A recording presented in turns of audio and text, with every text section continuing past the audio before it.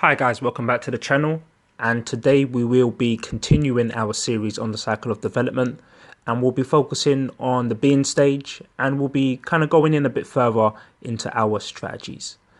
You may be thinking, is this video for me? What things am I about to learn? So if you are maybe in education, a teacher, TA, or learning support, or maybe you're a parent who has some challenges with their children and have tried many things and really feel like you've kind of hit a brick wall with your strategies. This video will allow you to look at the behavior in a different way, almost giving you a fresh view, and with that fresh view will come with some fresh and innovative strategies. The things that we will be talking about will really help young people in their interaction in activities, whether that be at home or in the school environment. It's also going to help them feel a bit more free to be themselves and to express themselves in a greater way. And lastly, I really believe that it will allow teachers, LSAs, all people that work with young people and parents to really build deeper and more meaningful connections, which I believe bear fruit within their behavior development, within their emotional development, and within their social development. So if you're ready, let's get into it. So the first behavior that we're going to discuss are people that find it difficult to ask for help. And I really believe this can come out in one of two ways. The first way it could come out is someone that finds or feels that no one really listens. And we spoke about last week that this could come from a place of feeling that in the past, when they did cry for help or ask for help, that no help or care came. It could also come from a place of a person thinking that they don't need to ask. This behavior tends to be quite passive, and as we spoke about in our last video, comes from a place of feeling that they don't need to ask, as all of their needs will be met by adults and people around them. We will start off by looking at no one listens. And there are some key affirmations within the being stage that we can really use to help young people unlock this part of their developmental growth. The two that we'll be using for this type of behavior are: what you have to say is important, and what you need is important. I think these are two very powerful statements. And just before we kind of go on to the physical strategies, I really want to underline that there is a power in just saying these words to the young person, as they may have never heard these words.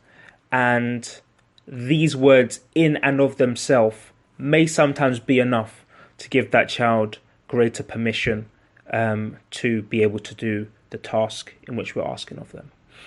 Two things that I've done that have really helped me, and I think would really help you if you are in education or are a parent, is you could really set aside time for you and the young person to speak.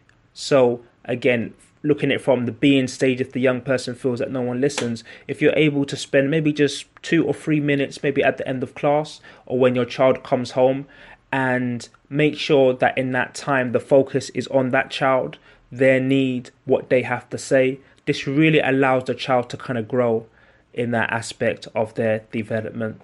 Another way in which we can bring these affirmations to life is to approach the child and readily offer help. So someone that feels that no one listens may not even put up their hand in class and may sometimes just sit there. So I think it's important that it could be some sort of code between you and the child, or maybe just going up to the child after a explanation has gone forth and just saying, is there anything that I can help you with? And again, you asking the child is something that can really help them feel important, and will really communicate to them that what they have to say is important to you, the leading adult. The next behavior that we will look at is I don't need to ask.